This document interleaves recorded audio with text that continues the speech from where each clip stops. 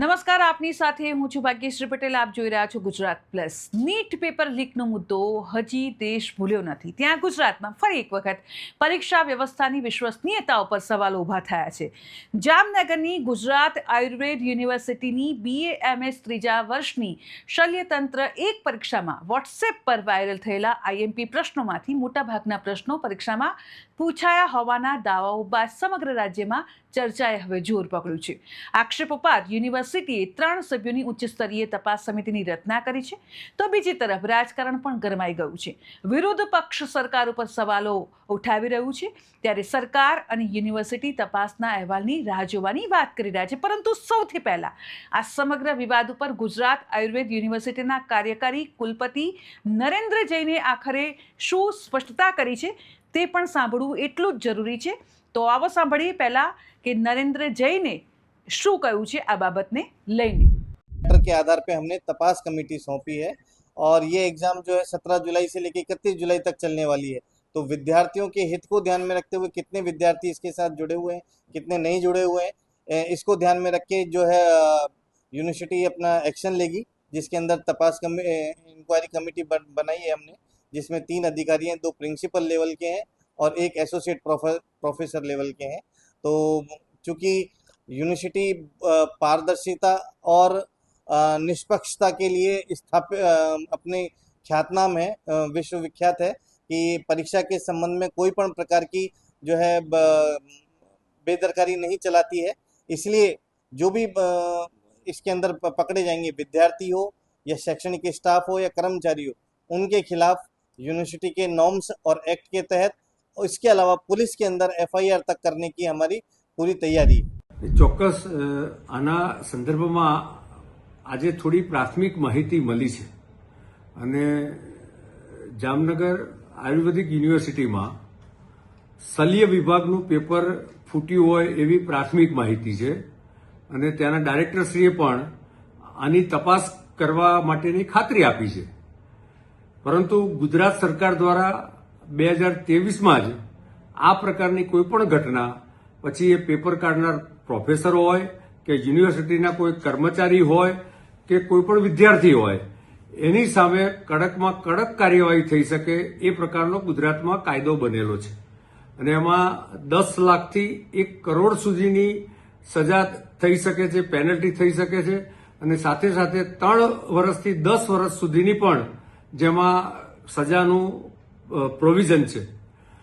આ ગુનો કાયદા પ્રમાણે નોન બેલેબલ ગુનો છે, એટલે કે પોલીસને સીધી જ ધરપકડ કરવાનો અધિકાર છે.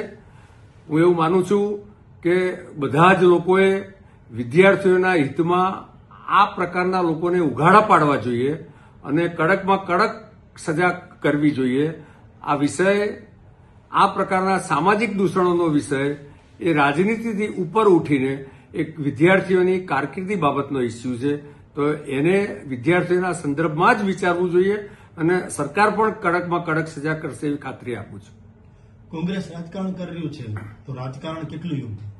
આ રાજકારણથી ઉપરનો વિષય છે અને કોઈપણ માહિતી કોઈપણ પક્ષના વ્યક્તિ કે XYZ ના ધ્યાનમાં આવે તો એ સરકારના ધ્યાન પર મૂકવી જોઈએ અને આખા ગુજરાતમાં ભૂપેન્દ્રભાઈની સરકાર કડકમાં કડક કાર્યવાહી કરશે અને આરોગ્ય મંત્રીએ પણ આનું કોગ્નિઝન્સ લીધું છે અને એમણે પણ પ્રાથમિક અહેવાલ મંગાવ્યો છે. તો એક તરફ યુનિવર્સિટી તપાસની વાતો કરી રહી છે, તો બીજી તરફ ભાજપનું કહેવું છે કે તપાસ બાદ જ હકીકત સામે આવશે.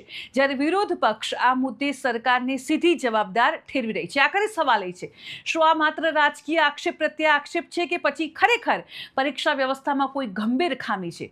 આજ મુદ્દે ચર્ચા કરવી છે. ચર્ચા કરવા માટે ખાસ અમારી સાથે આમ આદમી પાર્ટીના યુવા નેતા યુવરાજસિંહ જાડેજા જોડાઈ ગયા છે, સાથે જ રાજકીય વિશ્લેષક મીના રાવલ અમારી સાથે જોડાઈ ગયા છે. તમામનું ખૂબ ખૂબ સ્વાગત ગુજરાત પ્લસમાં. સૌથી પહેલા યુવરાજસિંહ, હું આપની પાસે આવવા માંગુ છું કે જે રીતની આ ઘટના બની છે, ઘટનાને લઈને તમે શું કહેશો? પેપર લીક થયું છે, તપાસ ચાલી રહી છે, ત્યારે હજુ તમારા તરફથી, તમારા પક્ષ તરફથી જે કહેવામાં આવી રહ્યું છે કે 48 કલાકની અંદર જ રીવાબા રાજીનામું આપે. એક તરફ તપાસ ચાલી રહી છે, હજુ સાબિત થયું નથી, તે પહેલા જ રાજીનામું માંગવું કેટલું યોગ્ય? યુવરાજસિંહ. ખાસ કરીને બેન જે અત્યારે આયુર્વેદ યુનિવર્સિટી દ્વારા જે પરીક્ષાનું પ્રશ્નપત્ર કહી શકાય કે પરીક્ષાનું આયોજન થયું હતું, તેમાં હજારો વિદ્યાર્થીઓ પરીક્ષા આપી રહ્યા હતા. લગભગ 25 સેન્ટરની અંદર આ પરીક્ષાનું આયોજન થયું હતું અને તેની અંદર શલ્યતંત્ર 1ની જે પરીક્ષા હતી 3જા વર્ષની, એનું પેપર લીક થવાની ઘટના સોશિયલ મીડિયામાં અને ખાસ કરીને મેઇનસ્ટ્રીમ મીડિયાના બધા જ માધ્યમો, સોશિયલ મીડિયાથી લઈને ડિજિટલ મીડિયા સુધી બધા જ માધ્યમોમાં એ વહેતી થઈ. ત્યારબાદ જોવા જઈએ તો જે વિસ્તારમાં ઘટના બની છે એ વિસ્તારના ધારાસભ્ય શ્રી છે રીવાબા જાડેજા, પરંતુ જોવા જઈએ તો જે કેબિનેટ કક્ષાનો દરજ્જો છે, મંત્રી પક્ષનો જે દરજ્જો છે એ છે પ્રદ્યુમન વાજા સાહેબ પાસે. અને મારી દ્રષ્ટિએ જો આમાં સીધી રીતે કોઈ સંલગ્ન કદાચ મંત્રી પદે જો જોવું હોય તો આમાં સીધી જ રીતે સામેલ થાય છે પ્રફુલભાઈ પાનસુરિયા, કારણ કે પ્રફુલભાઈ પાનસુરિયા જે છે એ આમાં ક્યાંક ને ક્યાંક સીધી રીતે જોડાયેલા છે, સીધી રીતે એટલે કે મંત્રી પદના લેવલે નથી. હવે મૂળ વાત એવી છે કે ગુજરાતની અંદર છેલ્લા 10 વર્ષમાં 2014 થી લઈને 2024 સુધીમાં 34 પેપર લીક થયા. આજ દિન સુધી કોઈ પણ જવાબદારી કોઈ પણ જવાબદેહી એ નિશ્ચિત કરવામાં નથી આવી. ત્યારબાદ જોવા જઈએ તો ગુજરાતમાં ની સાથે સાથે જે અત્યારે દેશની અંદર હમણાં જ એક મોટું આંદોલન છેડાયું, હજી તો એના પડઘા શાંત નથી પડ્યા. ખાસ કરીને નીટનું આંદોલન જેને કહેવાય છે, એ નીટ હોય, CBSE ના વિદ્યાર્થીઓ હોય કે પછી સ્ટાફ સિલેક્શનના વિદ્યાર્થીઓ, એ મોટી એવરેજમાં વિદ્યાર્થીઓ પરીક્ષા આપતા હોય છે. કોઈ જગ્યાએ 23 લાખ, કોઈ જગ્યાએ 50 લાખ, કોઈ જગ્યાએ 60 લાખ વિદ્યાર્થીઓ પરીક્ષા આપતા હોય. એના ભવિષ્ય સાથે પણ ચેડા થયા છે. ત્યારે હમણાં જ શિક્ષણ પ્રધાન, જે દેશના શિક્ષણ પ્રધાન હતા ધર્મેન્દ્ર પ્રધાન, એમનું રાજીનામું લઈ લેવામાં આવ્યું છે. ગુજરાતની અંદર આ ઘટનાઓ છાસવારે બને છે, પરંતુ ક્યાંય પણ અત્યાર સુધી જવાબદારી કે જવાબદેહી ફિક્સ કરવામાં નથી આવી. હવે ગુજરાતના યુવાનો એ જ માંગણી કરી રહ્યા છે કે ભાઈ તમે જવાબદારી અને જવાબદારી નિશ્ચિત કરો. ગુજરાતની અંદર સૌથી વધારે આખા ભારત દેશમાં કોઈ પણ રાજ્યમાં સૌથી વધારે પેપર લીક થયા હોય તો છેલ્લા 10 વર્ષમાં ગુજરાતમાં 34 પેપર લીક થયા છે. તો ગુજરાતમાં કેમ કોઈનું રાજીનામું લેવામાં નથી આવતું? એ અધિકારીઓ હોય કે જેની જવાબદારી ફિક્સ કરવામાં નથી આવતી. એટલે આ ગુજરાતની અંદર પણ અત્યારે વર્તમાનમાં ઉકળતો ચરુ છે. અને આ ઉકળતા ચરુમાં અત્યારે જે નિવેદન તમે હમણાં જ થોડા સમય પહેલા જે ભારતીય જનતા પાર્ટીના પ્રવક્તા શ્રીનું સંભળાવ્યું, એમાં ખાસ કરીને અનિલ પટેલ સાહેબ છે, એ અનિલ પટેલ સાહેબ એવું કહે છે કે 2023ના કાયદા પ્રમાણે અમે એક્શન લઈશું અને 10 વર્ષ સુધીનું આ સજાનું પ્રાવધાન એ આમાં છે.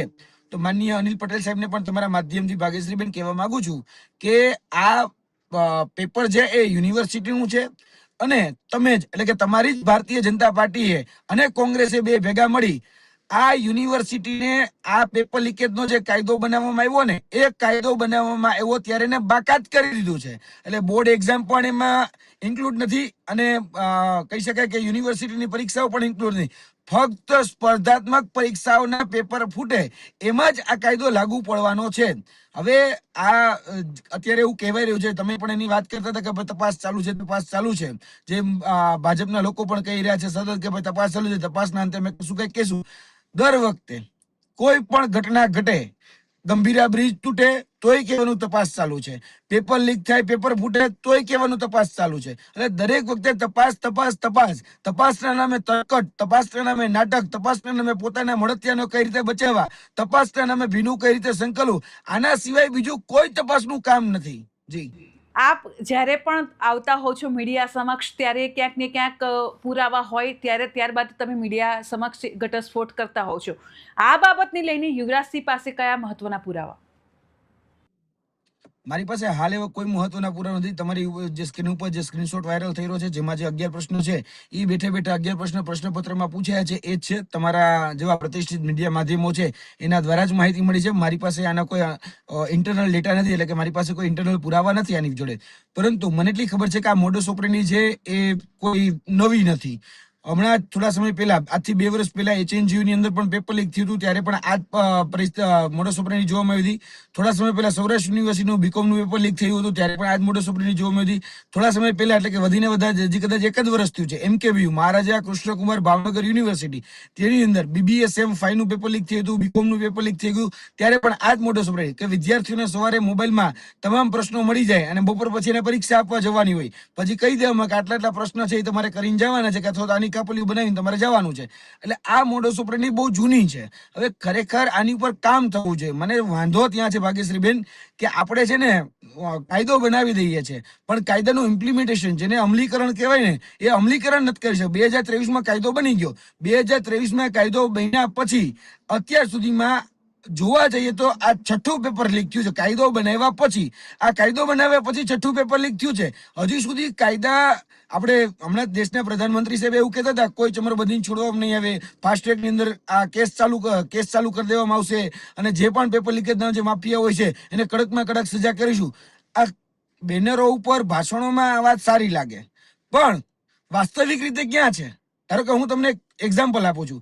2014માં અહીંયા ભારતીય જનતા પાર્ટી દેશમાં ભારતીય જનતા પાર્ટીની સરકાર જીપીએસસી ચીફ ઓફિસરનું પેપર ફૂટ્યું, એલઆરડી નું પેપર ફૂટ્યું, ટેટ નું પેપર ફૂટ્યું, બિન સચિવાલય ક્લાર્ક નું પેપર ફૂટ્યું, જુનિયર ક્લાર્ક નું પેપર ફૂટ્યું, junior assistant MGVCL PGVCL UGVCL DGVCL ના પેપર ફૂટ્યા.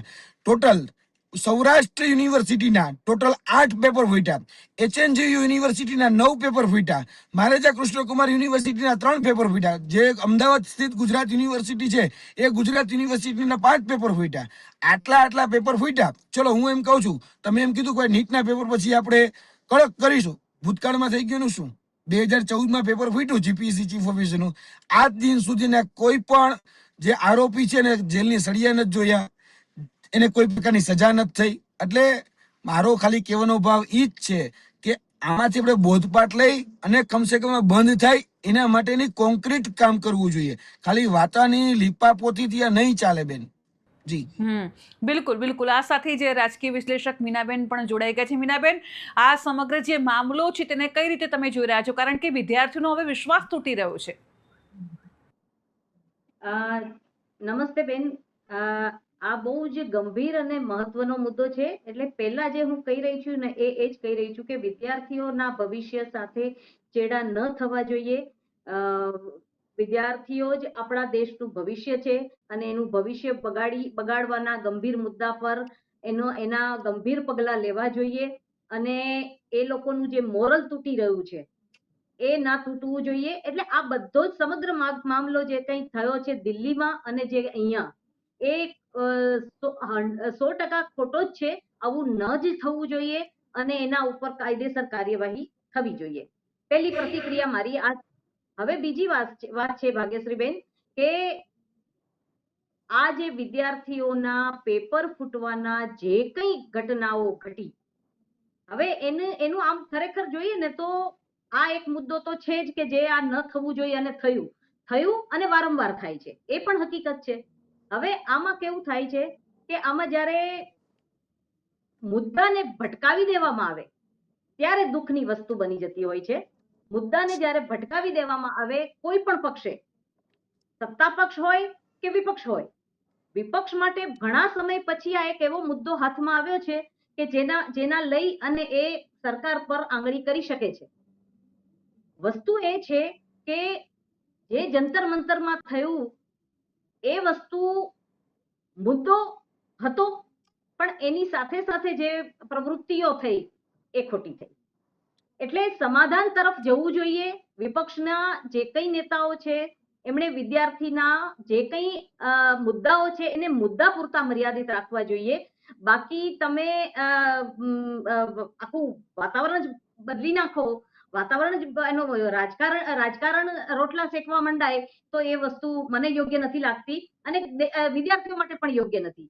વિદ્યાર્થીનો મુદ્દો જે છે આ પેપરો ન ફૂટવા જોઈએ એની તપાસ થવી જોઈએ. યોગ્ય ગુપ્તતા કેમ નથી રહેતી? જ્યારે પેપર એનું પ્રોસેસ થતી હોય છે ત્યારે એની ગુપ્તતા ઉપર સવાલ છે. એને પ્રોપરલી એની તપાસ થવી જોઈએ અને એ તપાસના અંતે આપણે નક્કી કરી શકીએ કે કઈ વ્યક્તિએ રાજીનામું આપવું જોઈએ. જે અધિકારી છે એને સખતમાં સખત આપવી જોઈએ સજા અને એ એવી હોવી જોઈએ કે જે બીજી વખત થવું ના જોઈએ. અને નવા નિયમો જે બને છે એનું અમલીકરણ જે ભાઈએ કીધું એની સાથે પૂરી સહેમત છું કે એ અમલીકરણ પ્રોપરલી થવું જોઈએ. મીનાબેન, પેપર ફૂટ્યા છે, યુવરાજસિંહ હમણાં જ કહ્યું અને તમને બી ખ્યાલ જ છે અનેક પેપર ફૂટ્યા છે. 2023માં કાયદો પણ બની ગયો, પરંતુ જેલના સળિયા પાછળ કોણ છે? કોઈ જ નથી. એટલે એ વસ્તુ છે ભાગ્યશ્રીબેન કે તપાસ થાય છે, ક્યાં થઈ છે, કેવી રીતે થઈ છે, કયા અધિકારી પકડાયા છે, એ મુદ્દાને પકડવાની જરૂર છે. એ લોકોને પકડી અને નક્કી કરવાની જરૂર છે કે સજા કોને થવી જોઈએ, કઈ રીતની પદ્ધતિ અપનાવાઈ રહી છે. પેપરો જ્યારે લખાય છે, જ્યારે જ્યારે આપવામાં આવે છે એ આખી જે પ્રોસેસ છે એની ગુપ્તતા ઉપર સવાલ છે. એ ગુપ્તતા કેમ છે? એટલે આની તપાસ ઊંડે થવી જોઈએ. અને પહેલા તો આના જે કંઈ એવિડન્સ છે, જે ભાઈ પાસે અત્યારે નથી પણ એ હશે જ, આ ફૂટ્યું છે તો હશે જ, અને એ વસ્તુઓ બહાર લાવવાની જરૂર છે, તપાસની ખાસ જરૂર છે. બિલકુલ. યુવરાજસિંહ, આપની પાસેથી મારે સમજવું છે કે જે રીતે જે અત્યારે અમે પણ બતાવી રહ્યા છીએ, જે 10 પ્રશ્નો છે અને તે પૂછાયા હોવાનો દાવો પણ કરવામાં આવી રહ્યો છે, ત્યારે હવે જે વિદ્યાર્થીઓએ મહેનત કરી હશે, જે સપનાઓ જોયા હશે, તેનું શું? કારણ કે આમાં તો વિદ્યાર્થીઓ છે, તેમનો વિશ્વાસ તૂટી રહ્યો છે. એક્ઝામમાં પારદર્શિતા હોવી જોઈએ, પરંતુ દિવસે ને દિવસે એક પછી એક ઘટનાઓ જે રીતે સામે આવી રહી છે પેપર લીકની, તેને જોઈને વિદ્યાર્થીઓ ક્યાંક ને ક્યાંક ખૂબ જ હતાશ જોવા મળી રહ્યા છે. નીટ પેપર લીકનો મુદ્દો હજુ શાંત થયો નથી અને ત્યારબાદ થોડીક જ દિવસો બાદ હવે આ ઘટના સામે આવે છે, પેપર લીકના સમાચાર સામે આવી રહ્યા છે. ત્યારે હવે વિદ્યાર્થીઓ કરે તો કરે શું તે સમજાતું નથી. યુવરાજસિંહ, વિદ્યાર્થીઓ તનતોડ મહેનત કરતા હોય છે. ખરેખર જે મહેનત કરતા વિદ્યાર્થીઓ છે એના ભવિષ્ય સાથે ચેડા થતા હોય છે. વિદ્યાર્થીઓ ના માતા પિતા દિવસ રાત તનતોડ મહેનત કરી, પેટે પાટા બાંધીને ગામડાની અંદર ખેતી કરીને, ખેત મજૂરી કરી અને પોતાના દીકરાને મોટા શહેરમાં ભણવા માટે મોકલતા હોય છે. અને જ્યારે ભણવા માટે મોકલે છે ત્યારે એ આશાએ મોકલે છે કે મારો દીકરો ભણી ગણીને ક્યાંક ડોક્ટર બનશે, મારો દીકરો ભણી ગણીને કોઈ પણ સરકારી નોકરી મેળવશે, મારો દીકરો ભણી ગણી અને જે તે કોલેજની અલગ અલગ સ્ટ્રીમ છે એમાં કોઈ પાસ થઈ અને એક સારી પોસ્ટ ઉપર ક્યાંક જવાબદારી રીતે એ પોતાની જવાબદારી નિભાવશે અને પોતાનું પરિવારનું નિર્વહન કરશે. આ હેતુ સાથે બધા જ માતા પિતા જે છે એ પોતાના દીકરા દીકરીને કોલેજમાં મોકલતા હોય છે, પોતાના દીકરાઓને દીકરીઓને એ સ્પર્ધાત્મક પરીક્ષાની તૈયારી કરાવતા હોય છે. મેં તમને હમણાં જ કીધું એમ કે ભાઈ અત્યાર સુધીમાં ગુજરાતમાં ઘણા બધા પેપરો લીક થયા છે. એવું નથી કે કદાચ આ BMS નું અત્યારે લીક થયું એટલે જ આપણે ચર્ચા કરી, ગુજરાતની અંદર ઘણા બધા પેપરો લીક થયા. આજ દિન સુધી એની ઉપર ચિંતન થવું, ચર્ચા થવી, એની ઉપર પછી નિરાકરણ તરફ જવું, સંવાદ થવા, એને સંવાદ થઈ અને પછી કોઈની એકાઉન્ટેબિલિટી ફિક્સ થવી. ખાસ કરીને બેનશ્રીએ જે વાત કરી, વાત સાથે હું સંપૂર્ણ સહમત કે ગોપનીયતા તો ફર્સ્ટ પ્રાયોરિટી તો એ જ આવે કે પેપર લીક થયું કઈ રીતે. ચલો, આ પેપરના પ્રશ્ન જે 11 વોટ્સઅપમાં લખ્યા છે, બેઠા બેઠા એ જ પ્રશ્નપત્રમાં આવ્યા અને એ સેમ સિક્વન્સ સાથે આવ્યા. એટલે કોકને ખબર છે, કોક અંદરનો જાણ ભેદું છે કે જેને ખબર છે કે આ પ્રશ્ન આવવાના છે. હવે અહીંયા યુનિવર્સિટીની એક્ઝામ છે એટલે હું તમને એક એક્ઝામ્પલ સાથે સમજાવું કે ભાઈ આ યુનિવર્સિટીની એક્ઝામ છે તો આ યુનિવર્સિટીની એક્ઝામમાં પેલા તો કે કોઈક પેપર સેટર હશે, જે અધ્યાપક છે એને આ પ્રશ્નો સેટ કરે છે એટલે પ્રશ્નપત્ર સેટર હશે. ત્યારબાદ પરીક્ષા નિયામક હશે, ત્યારબાદ એને ડીન હશે, VC હશે. આ લોકોને ખબર હોય કે બાકી બીજા કોઈને પણ એ ખબર ન હોય કે આવતીકાલે પરીક્ષામાં કયા પ્રશ્નો આવવાના છે. એ આ 4 સિવાય તો કોઈને ખબર નથી હોવાની ને, કારણ કે બીજું તો કોઈ એવું કોઈ અંતર્જ્ઞાન નથી કે બ્રહ્મજ્ઞાની નથી કે એને ખબર પડી છે કાલે આ પ્રશ્નો આવવાના છે, ચલો વોટ્સઅપ ઉપર ચેટ કરી દઈને મોકલી દઈએ. એવું તો ન થાય. હવે આને ખરેખર તોડવું હોય, આને ખરેખર પકડવું હોય તો કઈ રીતે કે ભાઈ પેપર સેટર કોણ હતું, પરીક્ષા નિયામક કોણ હતા, એની જવાબદારીને કે રીતે VC હોય કે ડીન હોય એને ખબર હોય કે આપણે જે સોફ્ટવેરનો ઉપયોગ કરીને અલગ અલગ કોલેજોની અંદર આપણે પરીક્ષાના પ્રશ્નપત્રો લઈએ છીએ. ધારો કે આ સેન્ટરો છે બેન, 25 સેન્ટરોમાં પરીક્ષા લેવાની એટલે કે 25 કોલેજોની અંદર આ પરીક્ષા લેવાની. લગભગ 1500 થી 2000 વિદ્યાર્થીઓ પરીક્ષા આપી આયુર્વેદના વિદ્યાર્થીઓએ. તો હવે એ વિદ્યાર્થીઓ જયારે પરીક્ષા આપી તો એમાં એક સિક્વન્સ અને એક સિરીઝ હોય, એને યુનિક કોડ કહેવાય. એ કોડ હોય એ બધાના પ્રશ્નપત્ર ઉપર લખેલું હોય. તો કયા કોડમાંથી આ પ્રશ્નપત્ર મળ્યું છે કદાચ એનું કદાચ ક્રોસ વેરીફાઈ કરવામાં આવે તો મળી શકે. પણ મૂળ વાત આવી છે, હું આખા કન્ક્લુઝન પછી ઉપર આવું કે મૂળ વાત મને એવું લાગે છે કે ભાઈ એકાઉન્ટેબિલિટી, હું બહુ સ્પષ્ટ છું કે આપણા દેશમાં કે આપણા ગુજરાતમાં એ એકાઉન્ટેબિલિટી ફિક્સ નથી થતી. મેં તમને હમણાં જ ગણાવ્યું, MKBU માં થયું, સૌરાષ્ટ્ર યુનિવર્સિટીમાં થયું, HNDU-માં 9 વખત થયું, નર્મદ યુનિવર્સિટીમાં 3 વખત થયું, ગુજરાત યુનિવર્સિટીમાં 5 વખત થયું, દરેક વખતે થયું. ઓકે, મને સમજાવો ચલો એમાંથી કોણ આરોપી પકડાણો અને જે આરોપી પકડાયો ને જેલના સળિયા પાછળ કેમ નથી? આપણે બેન કાયદો છે ને, કાયદો વર્તમાન 2023 નો જે કાયદો કહેવાય ને કે પેપર લીકેજ ઉપર કાયદો બનાવ્યો અને બહુ ડીંગે મારવામાં આવી, આ કાયદો છે ને એ કાગનો વાઘ છે. કાગનો વાઘ કેમ ખબર છે? કાયદામાં લખ્યું છે કે 10 વર્ષની સજા કરવામાં આવશે, 1 કરોડ રૂપિયાનો દંડ કરવામાં આવશે. પણ ક્યારે કોઈ પકડાય ત્યારે? પકડાય જ નહીં. તો હવે આપણે જેને કહીએ છીએ કે ચમરબંધી, એ ચમરબંધી છે ક્યાં? આપણે કહીએ છીએ કે આટલા બધી જગ્યાએ આ સિસ્ટમની અંદર આટલા આટલા લોકો કામ કરે છે, ચલો એકાઉન્ટેબિલિટી કોની ફિક્સ થાય છે, જવાબદારી અને જવાબદેહી કોની ફિક્સ થશે?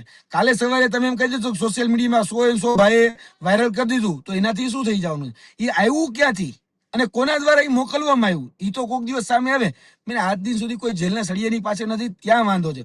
આજે તમે જે સ્ટુડિયોની અંદર કામ કરો છો બેન, તમારે અહીંયા ટાઈમિંગ હોય 11 વાગે આવવાનું, 5 વાગે જવાનું. હવે તમે 11 વાગ્યાની જેમ 11:30 આવો, બરાબર, અને નીતિ નિયમ પ્રમાણે ખરેખર તમારા પૈસા કટ થઈ જાય તો તમને ડર લાગે કે જોજો ભાઈ 11 નું જીવ ને 11:30 આવીને તો મારા પૈસા કટ થઈ ગયા, એટલે કે ભાઈ મારો આખા દિવસનો જે મહેનતાણું હતું એ જતું રહ્યું, તો ડર લાગે. પણ અહીંયા કાયદાનો ડર જ નથી. અહીંયા અત્યાર સુધી આટલા પેપર લીક થયા છે. એવું નથી કે 2014, 2006 માં પણ પેપર લીક થયા છે, 2007 માં પેપર લીક થયા છે. એ 2006 નો આરોપી છે ને એ આજે પણ ખુલ્લો રખડે, જેલના સળિયા પાછળ નથી.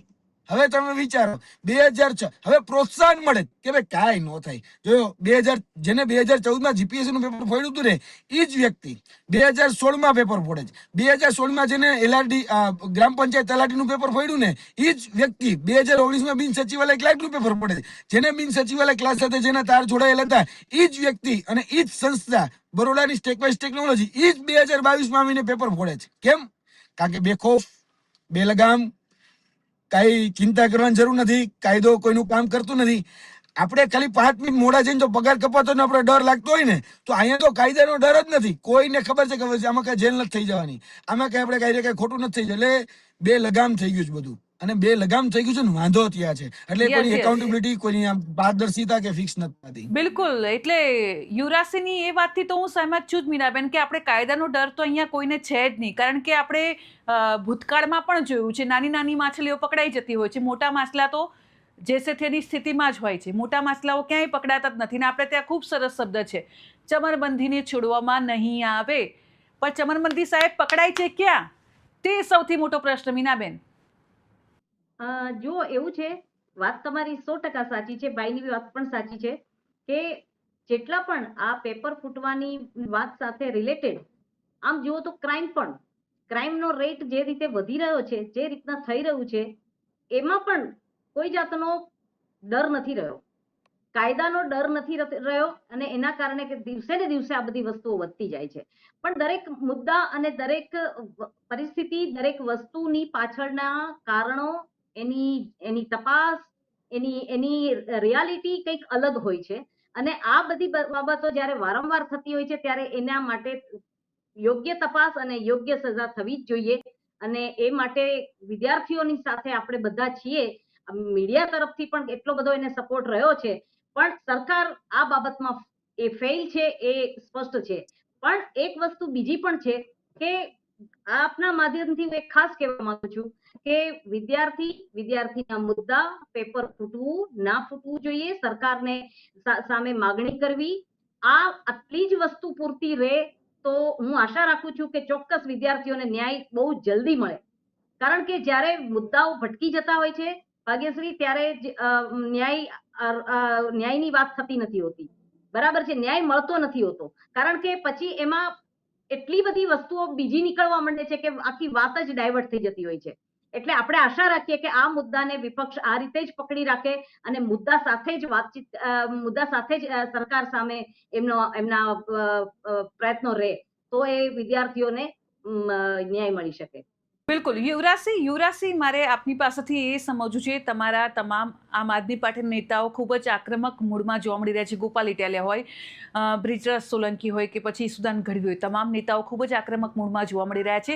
વિદ્યાર્થીઓના હિત માટે આમ આદમી પાર્ટી આગામી દિવસમાં આ મામલાને લઈને કઈ રીતે કામ કરશે? યુવરાજસિંહ.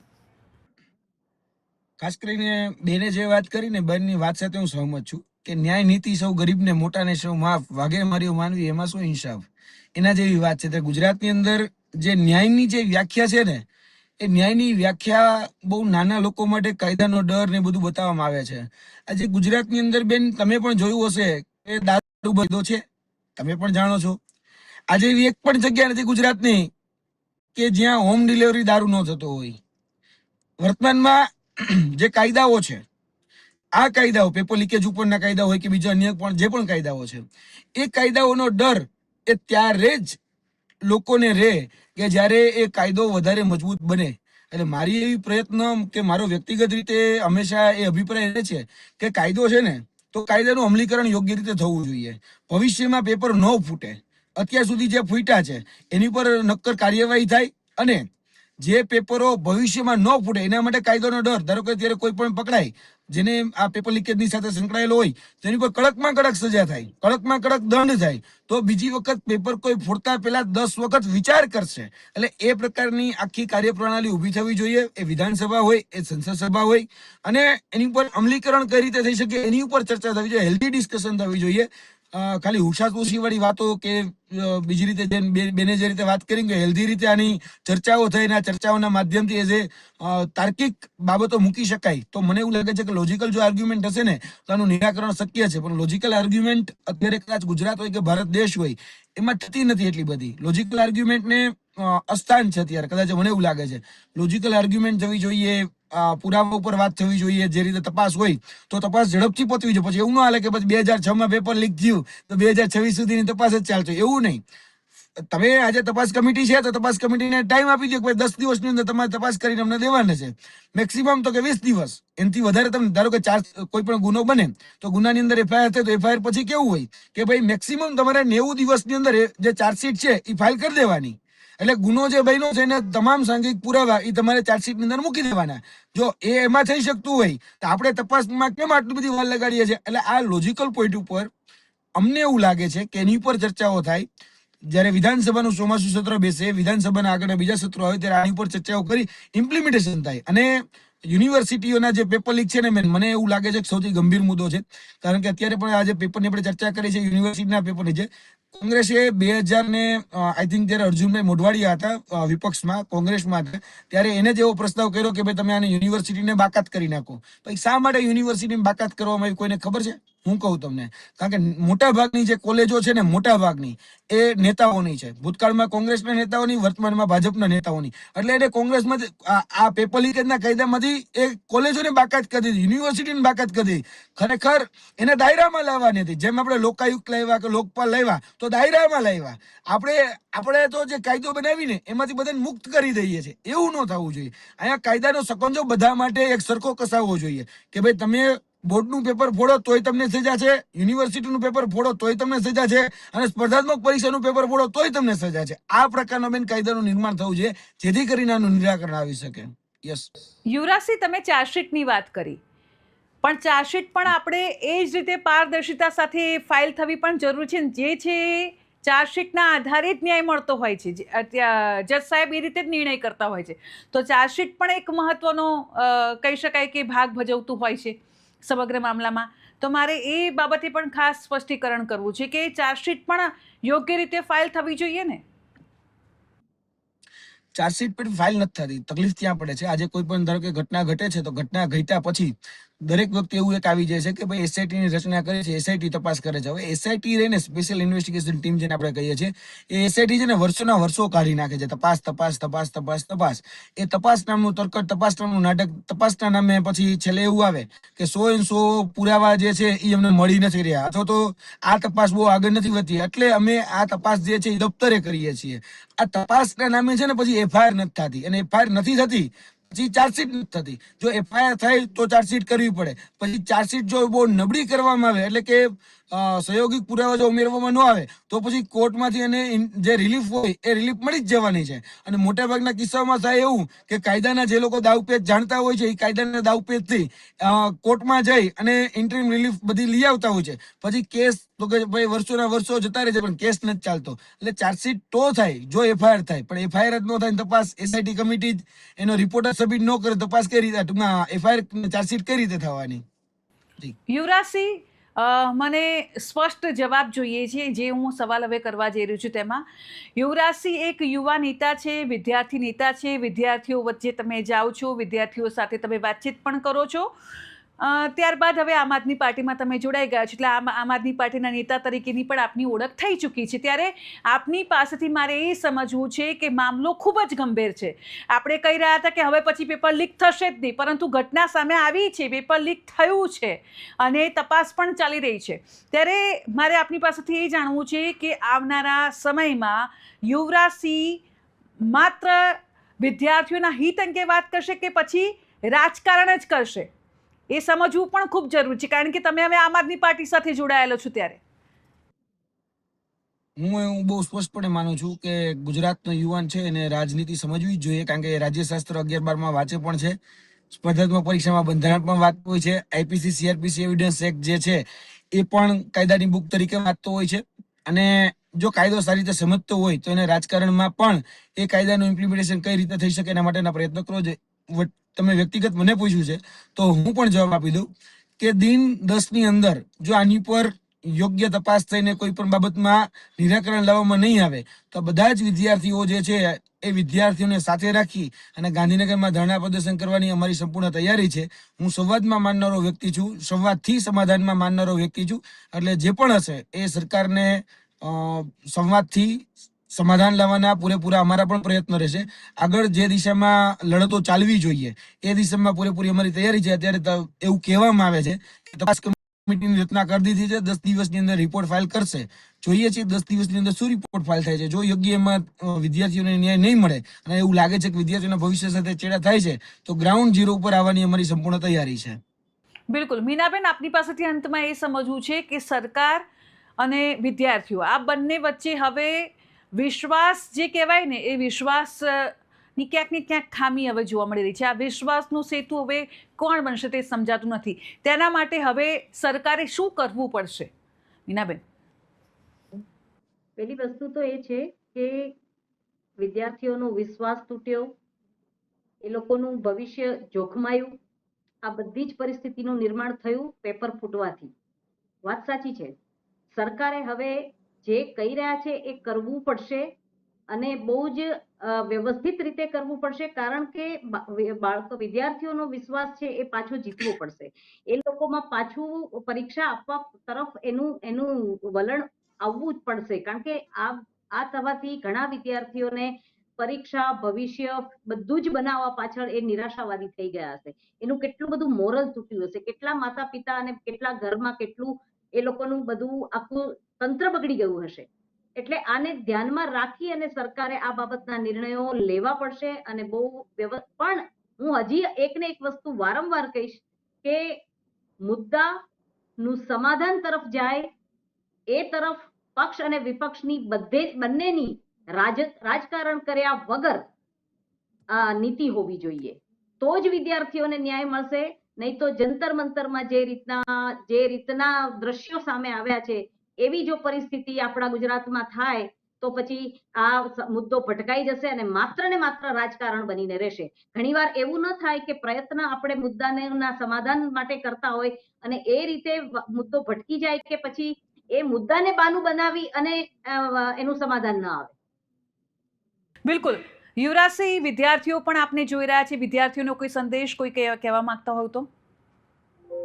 ખાસ કરીને બધા પોતપોતાના હક અધિકાર અને ન્યાય માટે આગળ આવવું જોઈએ. અત્યારે પણ જે વિદ્યાર્થીઓ પીડિત છે, જે વિદ્યાર્થીઓ તનતોડ મહેનત કરી રહ્યા છે, એ વિદ્યાર્થીઓને પણ કહેવાનું કે તમે તમારા હક અધિકારોને ઓળખો અને જે પણ આપણા બંધારણની અંદર પીસફુલી આંદોલન કરવા માટેનું કે પીસફુલી અવાજ ઉઠાવવા માટેના જે પ્રાવધાનો 1901માં આપવામાં આવ્યા છે તો એનો ઉપયોગ કરીએ અને આપણે સરકારને સવાલ કરીએ, એકાઉન્ટેબિલિટી એની પણ ફિક્સ થવા પ્રયત્નો કરીએ, જે જવાબદારો છે એની જવાબદેહી ફિક્સ કરવામાં આવે અને જે આરોપી છે એને ક્યાંક ને ક્યાંક જેલના સળિયા દેખાડવાનો પ્રયત્ન કરવામાં આવે તો જ મને એવું લાગે છે કે પેપર લીકેજ અટકી શકે.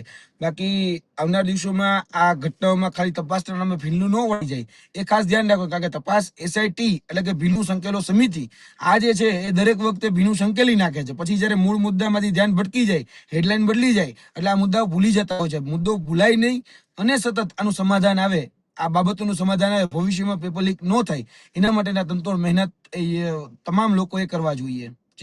બિલકુલ. યુવરાજસિંહ અને મીનાબેન, અમારી સાથે આપ ચર્ચામાં જોડાયા તે બદલ આપનો ખૂબ ખૂબ આભાર. તો તપાસ તપાસ તપાસ, આ તપાસ હવે આ શબ્દ જ નથી સાંભળવો, કારણ કે પેપર લીક થવું જ ના જોઈએ. પેપર લીક શા માટે થાય તે સૌથી મોટો પ્રશ્ન છે, કારણ કે સૌ કોઈએ જોયું છે કે વિદ્યાર્થીઓ તનતોડ મહેનત કરતા હોય છે, ઘણો બધો ખર્ચો પણ તેમને થતો હોય છે, ત્યારબાદ એક પરીક્ષા આપતા હોય છે, તો પછી પેપર લીક થવું જ શા માટે જોઈએ તે સૌથી મોટો પ્રશ્ન બની જાય છે. સમગ્ર રાજ્યની નજર તપાસ સમિતિના અહેવાલ પર છે, કારણ કે પ્રશ્ન માત્ર એક યુનિવર્સિટીનો નથી, પ્રશ્ન લાખો વિદ્યાર્થીઓના વિશ્વાસનો હવે થઈ ગયો છે. ગેરરીતિ થઈ હશે તો દોષિતો સામે કડક કાર્યવાહી તો થવી જ જોઈએ, કેમ ના થવી જોઈએ? દર વખતે તો છોડી દેવામાં આવે છે, પરંતુ આ વખતે જે પેપર લીક થયું છે અને ખરેખર જો કોઈ દોષિત છે તો કાર્યવાહી થવી જ જોઈએ, અને જો ગેરરીતિ નથી થઈ તો પારદર્શક તપાસ દ્વારા વિદ્યાર્થીઓના મનમાં જે શંકા ઊભી થઈ છે, અવિશ્વાસ જે ઊભો થયો છે, તે પણ દૂર કરવો સરકારની જવાબદારી છે. અત્યારે બસ આટલું જ. નમસ્કાર.